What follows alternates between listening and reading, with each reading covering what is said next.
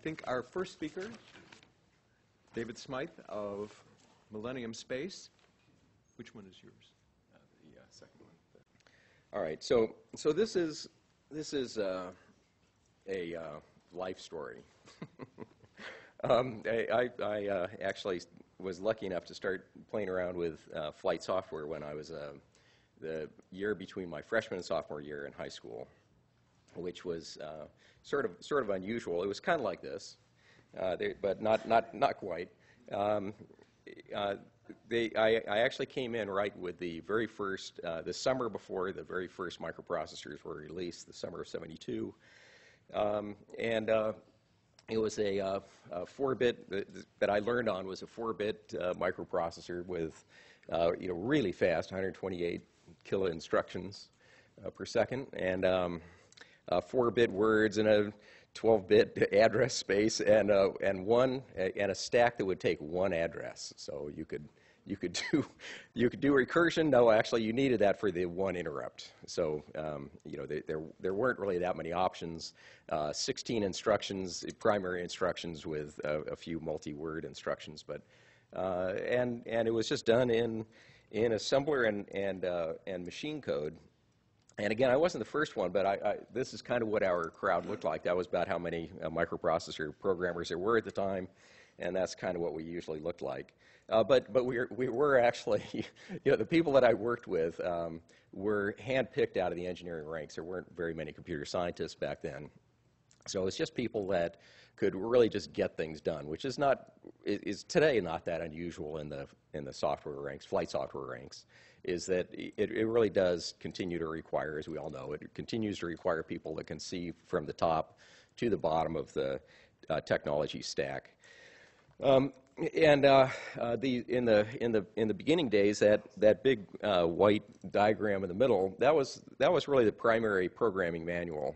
You just understand exactly what the internal architecture was of the processor, so that you knew, okay, you flip this bit, and that enables the transfer of data from the adder to a shifter, what have you, and you just completely understood the internals of the thing. This was not a matter of, we're using an x86 or something. It is, you knew what internal buses there were in the processor in order to get anything accomplished. But at least it was compact. A single sheet just taped to the wall was generally all you needed. And we did have direct manipulation editors. That's what's going on up here in the upper left. You would tape the paper tapes together. We had full color displays down there at the bottom with LEDs and multicolored switches to throw around. We had code reviews here. This guy on the left there is doing a code review, and the machines were wire wrap. I mean, the machines I learned how to program on were pre-production, handmade computers, and using a teletype, of course, as the terminal and the typical I/O unit, reading and writing the paper tapes, and we even had a high-speed network through the teletype. It wasn't just that it was a printer and a tape reader. It was in order to assemble for the processor, there was exactly one assembler in the United States, and you would send your code down to this machine down in Dallas, and then it would assemble it and send it back, and that would take 20 minutes to assemble your 100 instruction program. So that's why you ended up with the direct manipulation editing up at the upper left-hand corner. It was an awful lot faster. And with this is actually how a small group of us put together the first SR-71 digital flight control system using basically that set of technology shown on this screen. Now, obviously we didn't have anything useful to figure out, when things would go wrong, you just kind of go, at least I would go crazy and start swearing and yelling and things as a 14-year-old would do. But I was taught the pattern. This guy came by, he's going, "What the hell is the problem here?"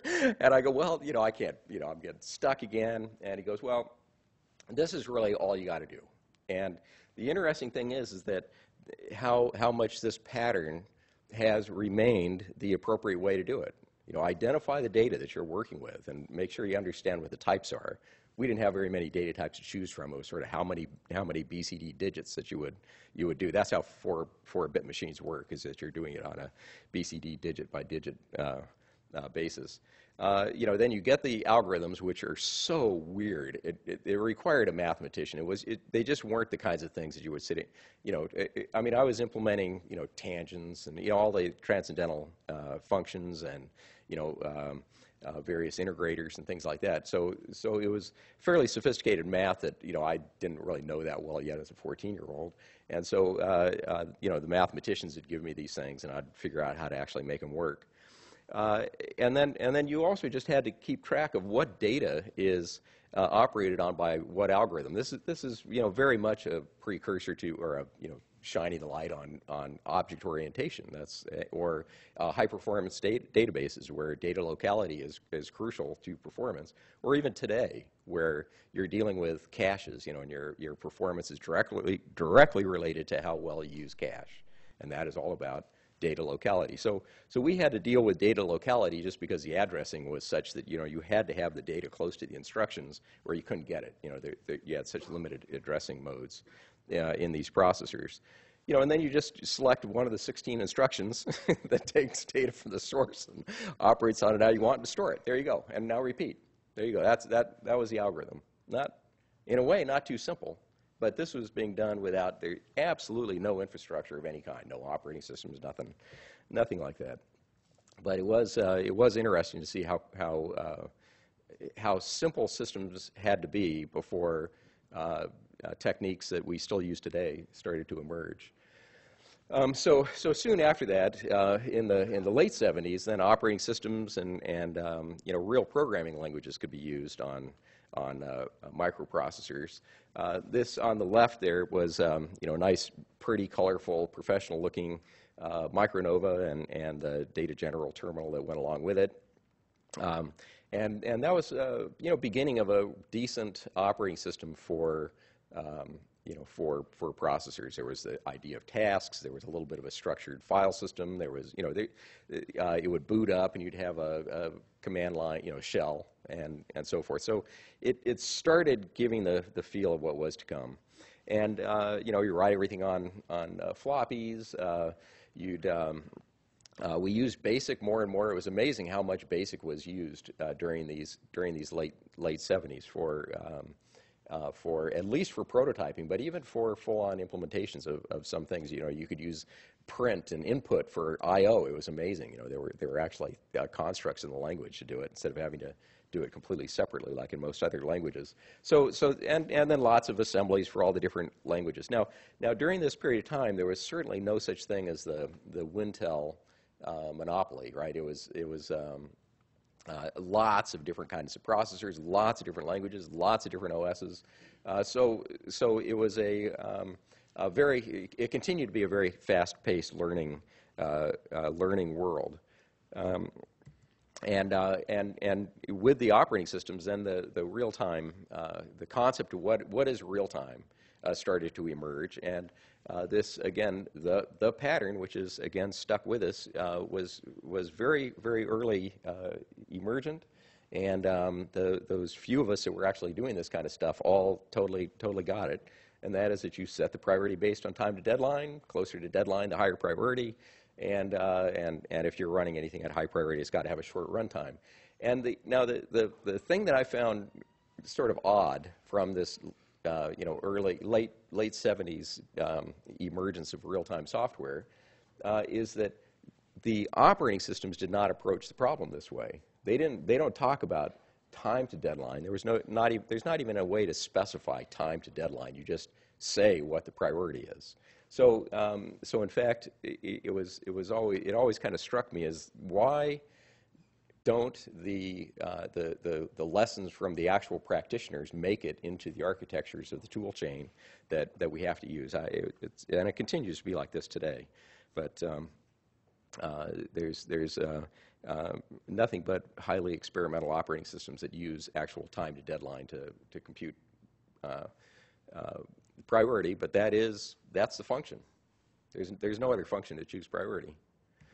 And then right about then, late 70s, that's when Unix started being talked about and started being used. A few of us in this room started hacking around with it back at that time, and at the time, who knows? Maybe Unix will come up to something eventually. So then right after that, I went into working on the space shuttle, and so this was 81. So I was in university. I just transferred from USC to UC Irvine when I started working on the shuttle software. So I was a software junior year when I started, and this was I was lucky enough to be able to work on the backup flight system and the displays for the operation room. So all those displays on the screens down there were using my tool chain for laying out stuff on Windows, on a screen, on a VT100 terminal. The cockpit used exactly the same libraries for the displays. And I was able to, and then the code that I worked on was the redundancy management and the abort initiation code. So detecting if anything was going wrong, and then when do we have to abort the vehicle. And one day, so like this is actually the picture of the cockpit in Downey. So I being by far the youngest person on the team, I also got the worst time slots to make sure the code worked.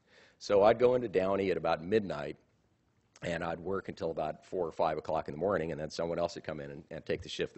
The system was being used around the clock. It was an elaborate test bed that was in a building, 2 or 3 times the size of this entire Beckman Institute in Downey, where they had several different levels of simulation that they could run. They had a big giant iron bird with all the flight-like equipment in it. Cables and hydraulics and everything like that, big flaps that would move and things. We had a complete cockpit that would show what was going on outside on monitors that were basically tilted in towards the cockpit, so you could sit there and see it. And I had to get in here a lot because of like I say, I was doing this display code. And all this abort control stuff, and so I got to work with. But like I say, I came in at midnight or something like that, and I would have to have the system configured for my tests. And I'd show up, and there'd be these guys that they'd be playing poker, and I'd have to wait for their hand to be done, and then they would go around and climb around all the cable raceways in this gigantic building and load software on things and cable things together and turn valves on hydraulic pumps, and it was this elaborate setup. And then I'd go and try to run my tests, and about often as not, it wouldn't be set up right. So the test would fail. Kind of go, okay, let's try everything around. They'd climb around and wiggle all the connectors and so forth, and then the test would succeed. So it was fairly normal to have tests that wouldn't repeat. Well, it turned out that one of the things that would happen is every once in a while, I'd boot up the system and nothing would work. It's all out of whack. And they'd go around and look, and I'd boot it up again. Okay, you must have fixed it because now everything's okay. Well, what was happening was the 5 flight computers would come up, but they wouldn't come sometimes, about 3% of the time or 4% of the time, something like that. One of them would come up one step out of sync, and these things were using lockstep synchronization with bit compares between the processors to detect any errors. And again, that's what my code was doing. My code was watching all the traffic on the bus, doing bit compares across everything. So I do this, and sure enough, my code would go, this stuff's all screwed up, abort the launch, whatever, and then they'd go around, and we'd actually just be moving it back into the 96% of the time that it would boot up properly. So it was not detected, that cycle slip thing. And so on the very first launch at T-minus 9 minutes, they had to stop and scrub. And now I was at home watching this. It was big deal back then. Everything is on television, ad free. Cronkite's talking what's going on. And And I see just as we stage and enable my code, I see all the displays in the whole room just go. You could watch it happen. Go red like this because they were kind of slow computers back then, right? So it took a little while to calculate all the channels, and then of course all the channels miscompared. So every single thing was red throughout the entire thing, and I could hear people in the control room saying SMSP, which was the acronym of my thing, and I'm just going, holy shit, what did I do? So, but in fact, they'd already seen what the problem was at the time, so they scrubbed for 24 hours. Sure enough, you reboot everything, and everything came back up into sync, and go, okay, well, but we had not, up until this point in time, we had not realized that this was something that just flat out did happen. It had nothing to do with whether the guys that were playing poker had done their job properly in setting up a test. Now, no, this is fully set up, and sometimes it just doesn't work. So some lessons out of that is that well, there's a couple ones at the bottom here. Tests have got to be comprehensive, automated, and fully repeatable. Where failing to repeat is a fail. You just can't tolerate that. If you've got a system that is where your repeatability is low, then your ability to make sure that it actually does work goes out the window. You just can't be certain. So that was the key thing. But this other one is when I started the problem on the system that I was working on why they gave me this code to mess around with was that it had gotten to that state that so much software gets to, where every time something is fixed, something else breaks. And it had been being patched together, written for half dozen years by a whole bunch of different people. And so when I got there, it was just like this mess. I'm going, well, of course. I mean, who the hell can tell what this code does? It's ridiculous. And just because it had just been patched so many times under this constraint of don't change anything unless it's specifically for sure involved in the problem. And well, the problem was that it was a dumb design. It was really a mess. With all sorts of things encoded into really obscure logic. And so I did just completely refactor the whole thing, and bang, it passed all the tests. So that was even though I wasn't allowed to, being a kid, I didn't do what people told me to do. I just did what I wanted to do. So I did it, and it passed everything, and everybody was very happy, and it was back on track, and launched basically on schedule, but except for that second bullet there that actually kept the Flight 1, STS-1 from going. So after the shuttle, I went off and did all sorts of research in Europe and things like that, and did a bunch of things in robotics in England, and with object-oriented systems and operating systems and things like that in Munich. And then I came back to JPL in the early 90s, about 92 or 3 or something like that. I came back for my second gig at JPL, and I got on the Mars Pathfinder project, and that was a real opportunity to really go out there, go way outside the box. We didn't reuse any common software of any kind. We wrote everything. We used object-oriented software. We used agents, massively multi-threaded. We utilized AI and did some clever things with telemetry. And probably most importantly, though, is how Tony Spear ran the mission. One of the things that I did when I was at Siemens was I followed the development efforts of a number of different software development teams in the organization. It's a big organization. There were a lot of different projects, and this was 90 to 92. So this was prior to mono language computer science that emerged in the 90s and last decade, where everybody just used one thing. So there were lots of different languages in use, interpreted languages, different operating systems, and so forth. But on the object-oriented approaches, what emerged from the data was something that was completely counterintuitive to me. I was a big C++ guy at that time, and that was that object-oriented systems written in C were much smoother running projects than projects that were done in object-oriented, what we would now call an object-oriented language, which shouldn't be a surprise because C is an object-oriented language and was always intended to be from the very beginning, even though the term was not coined at that time. If you dig into the very earliest C implementations of Unix, the part that we love so much, the way file systems work, and that you've got this abstraction that you can read and write file systems no matter what they are, if it's a process, a standard I/O, a disk, a tape, or whatever.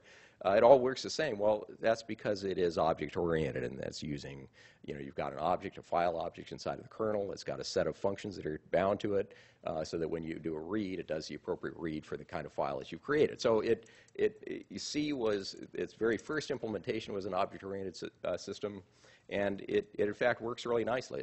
It introduces the bare minimum number of concepts, and all of the concepts that are valuable. Like, for example, it does not have inheritance, because inheritance is the dumbest thing you can do. Sorry, a little bit of hyperbole, but it's the dumbest thing you can do. And because it couples all of your code in a way that makes you just have to chase through everything, and it's really a nightmare, and it was very obvious at the time. There were plenty of studies in that time frame that showed inheritance was a very bad idea. And now it's kind of nice to finally be vindicated that I think hardly anybody's using C++ or Objective-C anymore. It's fading away rapidly. So in place of being replaced by languages that implement some other concepts that unfortunately were dropped on the ground during the 80s, like mix-ins. Has anybody ever used any languages that use mix-ins, like flavors and Ruby and things like that? That is just one person, two people. The huge advantage of using mix-ins, which is that rather than embellishing your objects with all the methods and all the data that you need for every use case anybody can ever imagine, which is kind of why these C++ system and Objective-C systems get to be such a nightmare. Your objects get to be just this gigantic mess. They're huge. Is that instead you put in the use case code in the mix-in, and the only thing that goes into the class structure is that simple intrinsic aspect of the thing that everybody gets, no matter what use case you're using. So the classes end up being very simple, very easy to choose between, and the mix-ins then incorporate how do you use that thing to get something accomplished. If you're not using the thing in that way, you don't use that mix-in. So it ends up being a much easier a model to manage, and I think it seems to be one of the reasons why Ruby is becoming so dominant in the web space. So anyway, so that was and by the way, the patterns that we used on Pathfinder and has now run through the rest of the rover missions are now captured really nicely in this book by James Grenning, which is on test-driven development. That if you're doing any C code, please buy this book. It makes it so much more fun. I also use something that is called Seedling, which is a Ruby toolchain, CEEDLING. It's a Ruby toolchain that builds test cases, can make mocks of your objects so that you can really play with interfaces extensively. And that's talked about in this book, as well as at a website called throwtheswitch.org. but anyways, it's really a good way of slinging code. If you're going to write any C code, it's a great way to do it. So the other thing that we brought into that architecture, Kim Goslow and I had been working on data flow architectures for very many years. That's why I transferred to UC Irvine, in fact, was because Goslow was down there doing data flow research. What the law of Demeter, at least the way that we used it on these missions, is an object-oriented formulation of data flow. So the law is described as each method operates only on the arguments in the receiving object's state, and it seemed like a really good idea at the time, and in fact that's basically what REST is, which is the architecture that everybody uses for web systems. Representational state transfer is what REST stands for, and this is basically what you do. You send in a URL at a server, and the server then operates on that URL and what it knows in its database servers. So it's a very similar sort of model. And then we also, in order to implement all this stuff in C, which is what we were using on those rover missions, I put together a DSL that was originally implemented in Tickle and was ported into Python and it got more and more elaborate over the years. But it's the simple version that was about 3,000 lines of Tickle. Was, I even used it on Opals, which is the laser communication experiment that was so successful last June, a year ago. So it's an easy way to do things. Is agents where you can multi-thread using messages to decouple the thread, so you don't have to worry about semaphores and that sort of thing. On Pathfinder, Pathfinder had much more AI on it than any of the subsequent rover missions.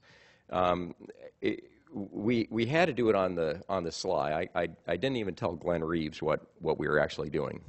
The reason was that I really wanted to use this newfangled subsumption architecture, which is about diametrically opposed to what was the way to do AI at that time, which was goal-oriented, rule-based systems. And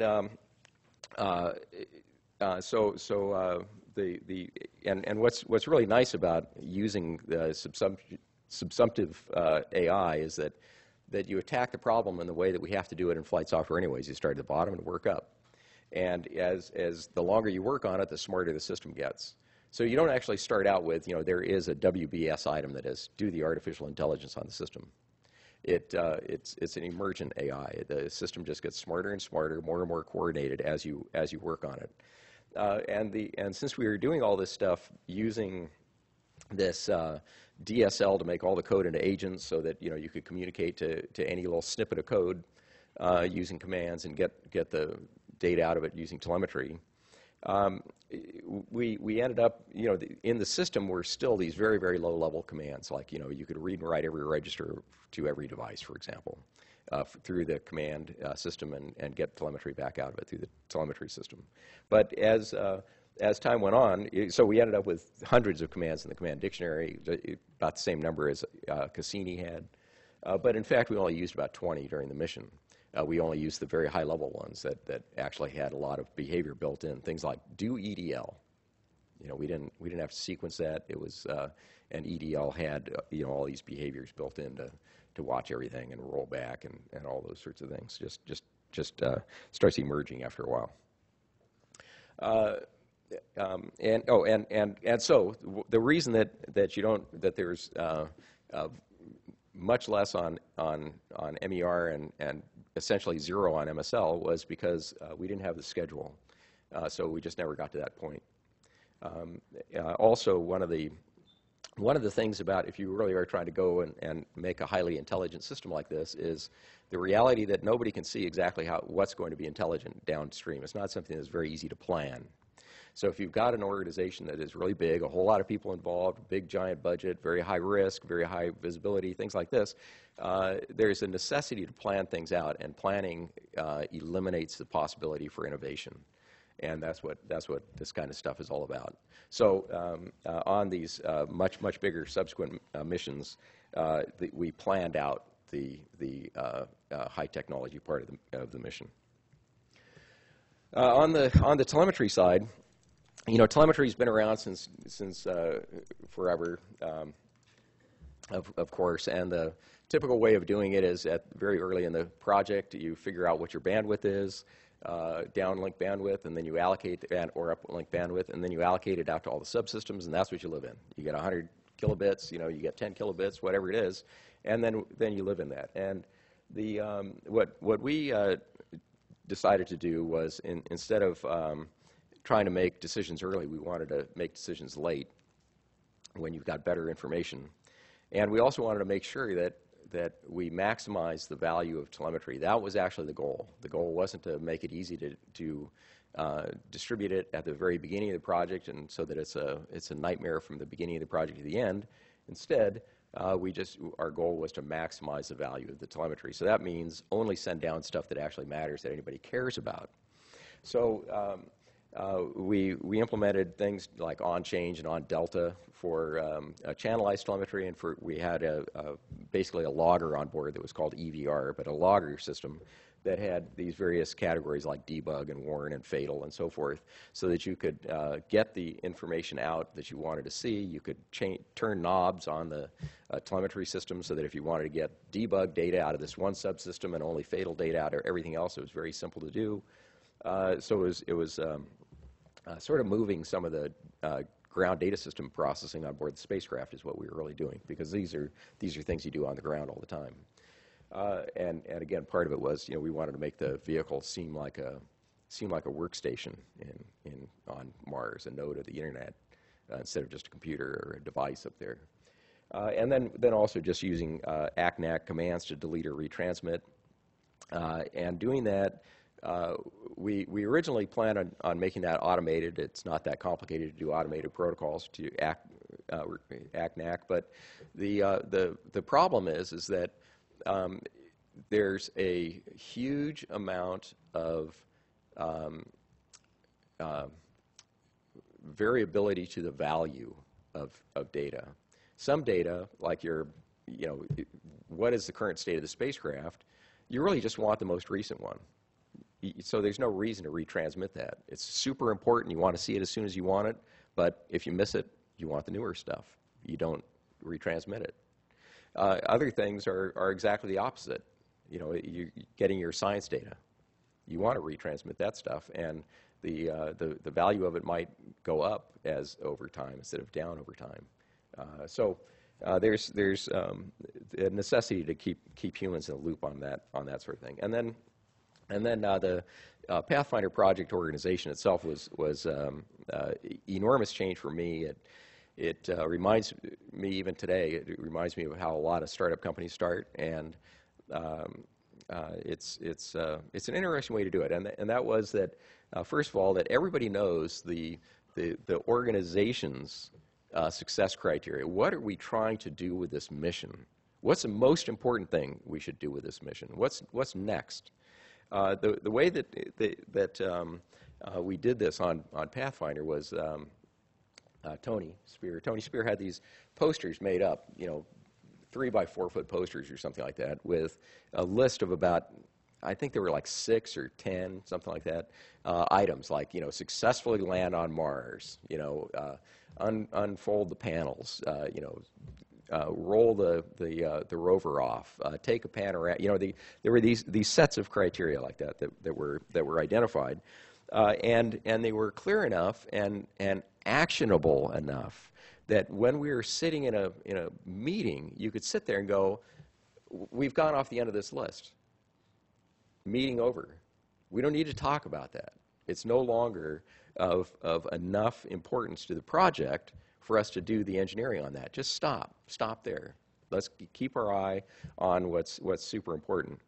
And then each individual would do the same thing, work on prioritized requirements, and where there'd be kind of a long list, but it was really only the top 1 or 2 things that you ever looked at any given time. The other things were on the list, but you might decide that. So again, it was enabling innovation by minimizing planning. Innovation is crushed through planning. So this was, again, a tactical approach that enabled us to always stay under budget and ahead of schedule throughout the entire project, because everybody just worked on the most important stuff. We also focused on the flight artifacts. We try to minimize documentation. Most of the documentation we just go, oh, our software verification process, we'll just adapt that from Mars Observer or something like that. We just choose some other mission, and so we just had these bullet points on a single sheet or on a few pages that would just identify these other documents, but we didn't write those documents. We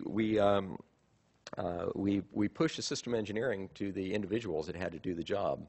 If you're working on part X and X communicates with Y, then you and the person responsible for Y should get together and make sure that it's doing what you want it to do. Nobody else. Don't put anybody else in the middle. So that everything anybody was doing was working on the flight artifact.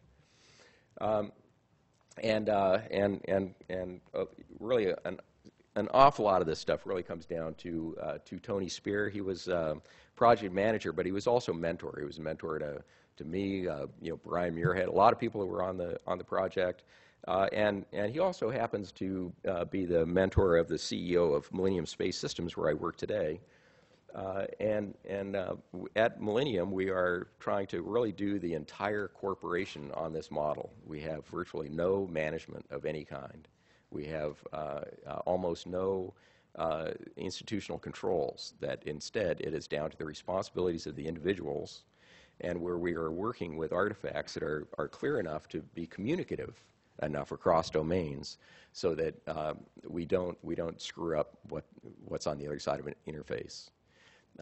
We use model-based engineering extensively at Millennium Space, which we didn't have on Pathfinder, by the way. So then Spirit and Opportunity came along, which was sort of initially was going to be a build-to-print, which obviously it wasn't even close, and in many ways it was Pathfinder version 2, and then of course we came along with Curiosity and jacked it up even more to make it as difficult as we possibly could on ourselves, and I think we got there. I think we made it about as difficult as you can make a spacecraft.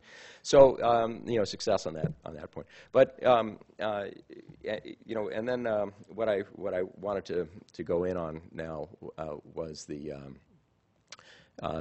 soft spacecraft presentation. Which has anybody seen that? How many of you guys have seen that thing on the soft spacecraft? You've seen it. Okay, so and unfortunately I didn't make it across on the disc here. So let me just and plus I'm running out of time.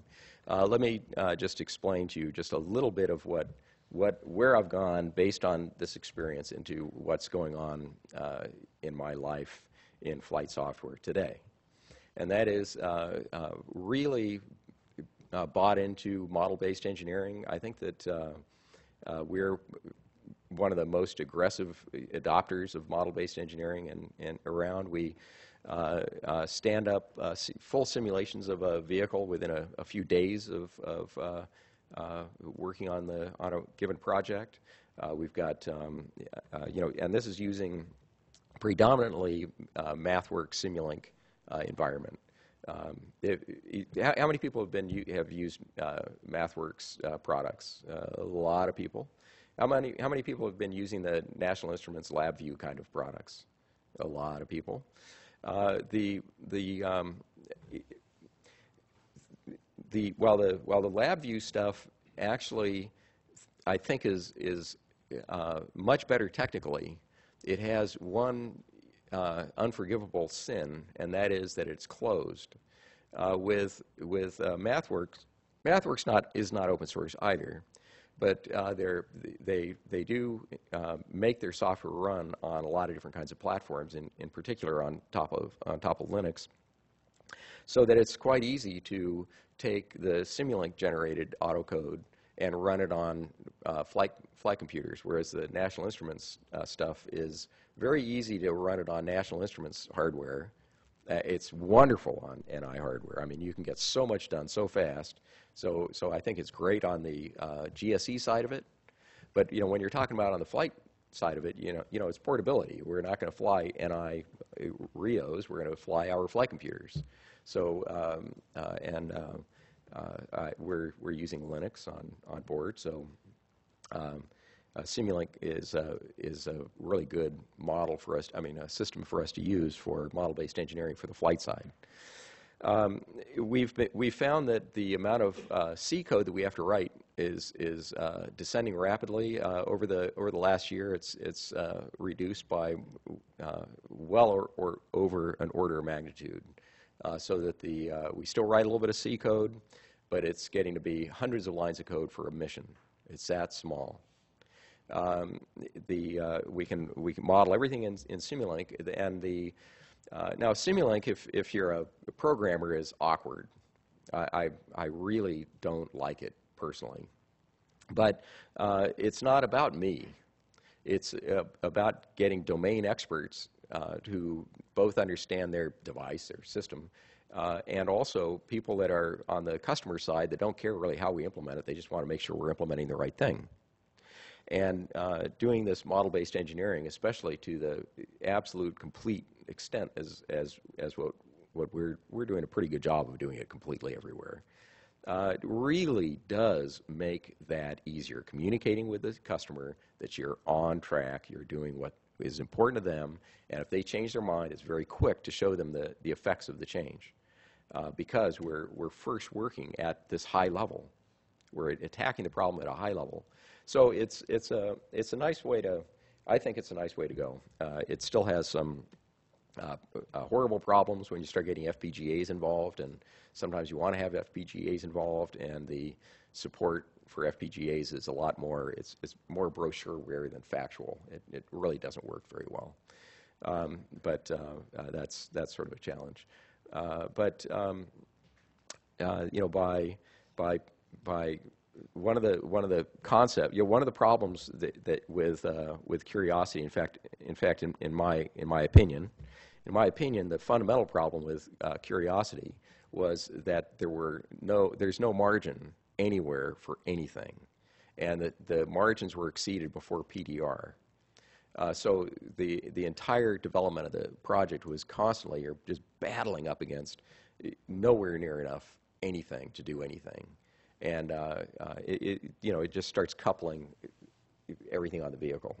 So one of the things that the soft spacecraft internal proposal that I wrote was about was jack up, you know, kill it with margin, which is kind of what we did on Pathfinder, and it certainly is what you know, like your smartphone that's got, you know, 4 A9 cores in it, you know, really to make a phone call. You know, I mean, you know, you kill it with margin. If you have a huge amount of resources, and the cost of these resources, at least for near Earth missions, so it gets a lot tougher if you're going out to Europa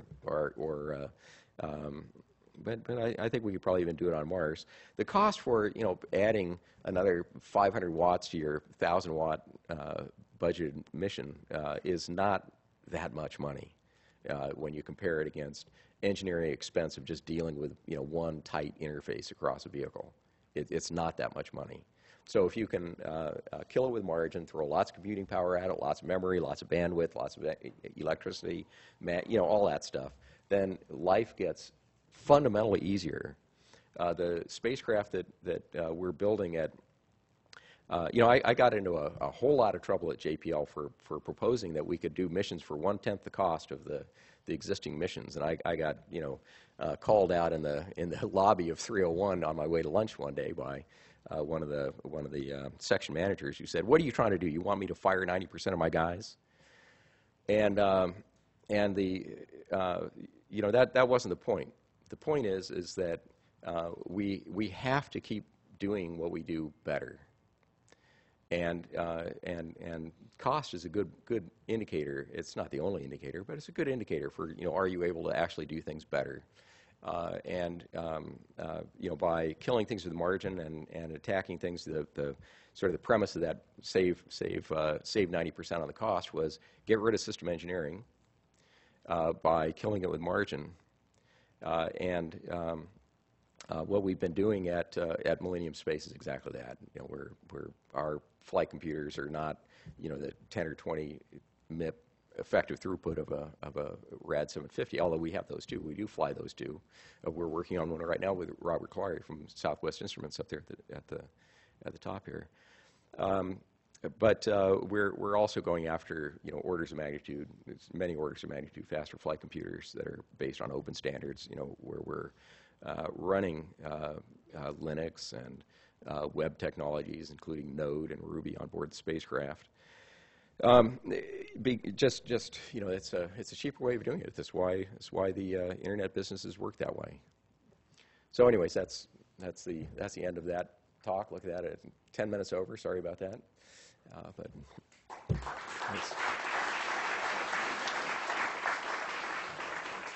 questions? Are there any questions? Okay. I see. Yes? No? Yes? Yep. Go. We need Yeah. a microphone to do this, otherwise. Or loud. Okay. Hold on. Yeah. Okay. Yep, there we go. I can run it around. Yep. Here you go. Thanks. So the concept of minimizing management, minimizing sort of structured system engineering, I think is something that a lot of us engineers like. We like to work in that environment. But I know that, for instance, we've experienced issues when we work in that way with repeatability of success, because it depends so highly on the experience of the engineers that you have, and of course, it all comes down to how well they work together. Right. So do you have any words about how you guys work to, without creating a lot of documentation, a lot of overhead, how you maintain that good structure moving from program to program, or how you transfer it to new people or new programs? Well, I think it has a lot to do with scale. When I was working on the, I was on the winning JIMO proposal, which was a nuclear-powered spacecraft to go out to Europa that got canceled soon after we won the project. But on that project, I was working very closely. I was a subcontractor to Northrop Grumman. My little company was a software lead on that project, and so I got to talk with Bush, who was the CEO of Northrop at that time, on several occasions. Because he'd come in for all of the proposal updates. So whenever we'd have a red team review, he'd come on in. So I got to talk to him 3 or 4 times during that year period, and his approach to running Northrop was that he had 130,000 employees or something like that he had to worry about, that built airplanes and engines and subs, and just all sorts of things, right? Lots of engineering, but different things happening in different places. And he needed the ability to move 5,000 or 10,000 people from working on submarines to working on an airplane or something like that. And so what was crucial for him to be able to run Northrop was a very pervasive process culture, so that at his level he could count on the repeatability of thousands of people working together. Now, but this is something that doesn't scale well the other way. If you've got a process that allows thousands of people to work together, it probably isn't what you want for 3 people to work together. In fact, it's kind of diametrically opposed. You're really going at it in opposite directions there. So it does matter on scale. If you really have a gigantic project, if you're building an aircraft carrier or a fighter plane production line or something like that, yeah, you don't do it this way. But what we're trying to do, and what Pathfinder was all about, was to take a $2 billion mission and do it at $200 million, and we were successful. So if you're really trying to do something at an order of magnitude or something like that less than is norm, this is what you do. And if you're trying to do something small, yeah, for sure, you've got to do it so that individuals can be the contributors. So this also has to do with, it requires high quality people. And when you're a little company, that often happens simply because the only reason the company exists is because it kind of took this timing conjunction of several people being yeah, let's do something together someday, let's do something together, now we can do it, bang. And so you kind of get this cramming together, coming together of meeting critical mass with a small number of really good people. And well, now how do you get any more? Well, you got to hire a whole lot to get each one more really good one. So it is something that it is difficult to scale. There's absolutely no doubt about it. That's just a fact. Yeah. Take one more question.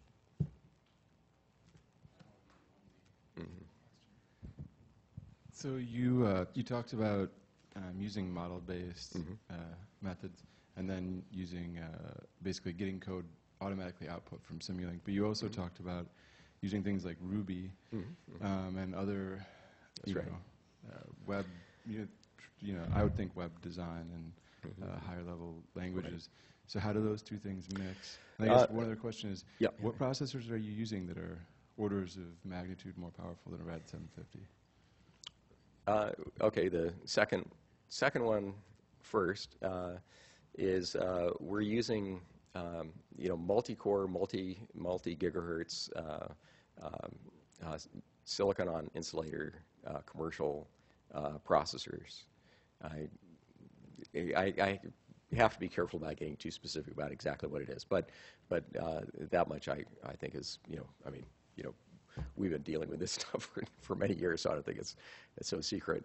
But that's the thing. So we're going from the 10 or 20 MIP sort of thing to the 20 gigamips on a system right now, and we've got 200 gips on a very near-term vehicle. So that we're really just changing it just gigantically. So one of the where we're using Simulink is where we're talking about what Simulink's good for: control systems and state machines, and that is a lot of conventional flight software. I think virtually everything on the Mars rover missions could have been done in Simulink, and you could have done it. Almost everything. The places where we're using the web technologies is to do things that we've never done on spacecraft before because we've got so much power, and that is doing the map reduce kind of big data.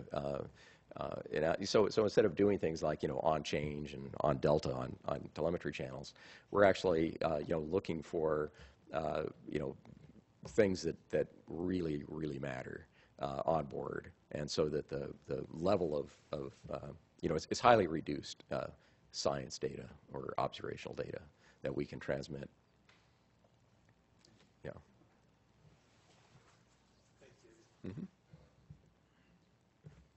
Okay. All right. Thank you.